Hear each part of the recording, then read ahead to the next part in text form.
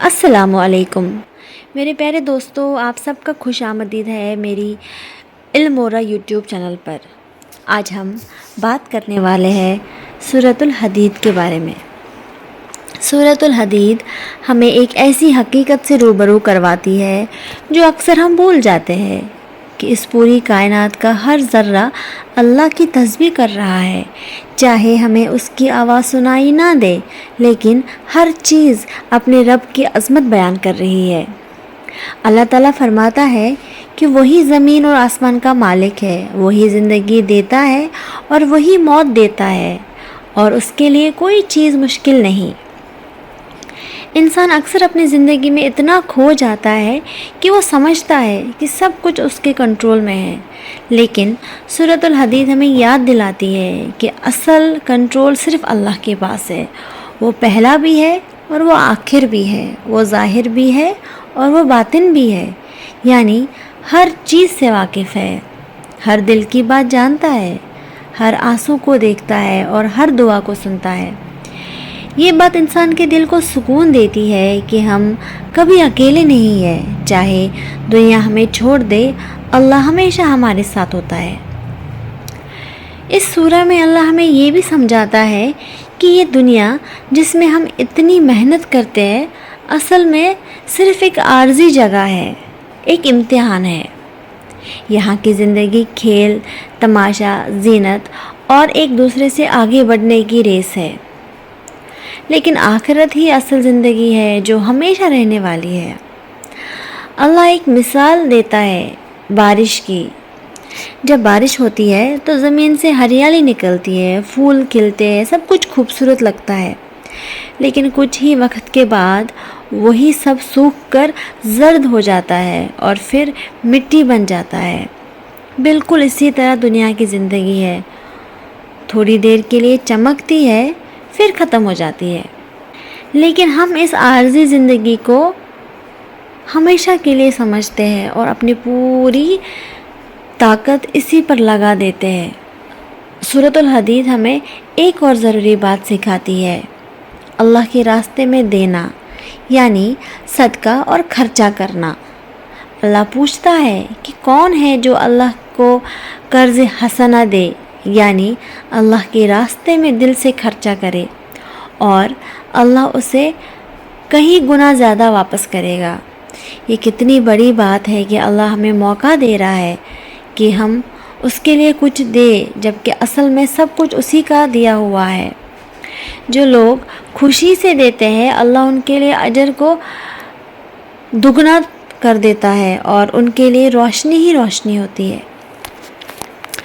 پھر سورہ میں قیامت کا ایک بہت بڑا منظر بیان ہوتا ہے کہ اس دن مومنین کے پاس نور ہوگا، ان کے آگے اور دائیں طرف روشنی چل رہی ہوگی اور وہ فخر کے ساتھ جنت کی طرف جا رہے ہوں گے، لیکن منافق لوگ اندھیرے میں ہوں گے۔ وہ مومنین سے کہیں گے کہ ہمیں بھی اپنی روشنی میں سے کچھ دے دو، لیکن انہیں کہا جائے گا کہ واپس جاؤ اور وہاں سے نور تلاش کرو، یعنی دنیا میں ہی ایمان لانا تھا، اب دیر ہو چکی ہے۔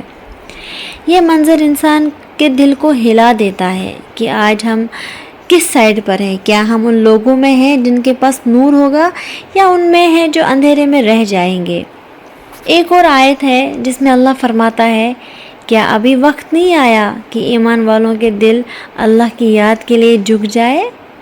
یہ صرف ایک سوال نہیں ہے بلکہ ایک ویک اپ کال ہے، جیسے اللہ ہمیں کہہ رہا ہو کہ تم کتنی دیر تک غفلت میں رہو گے، کتنی دیر تک دنیا کے پیچھے بھاگتے رہو گے، ابھی بھی وقت ہے، واپس آ جاؤ، اپنے رب کی طرف رجوع کرو۔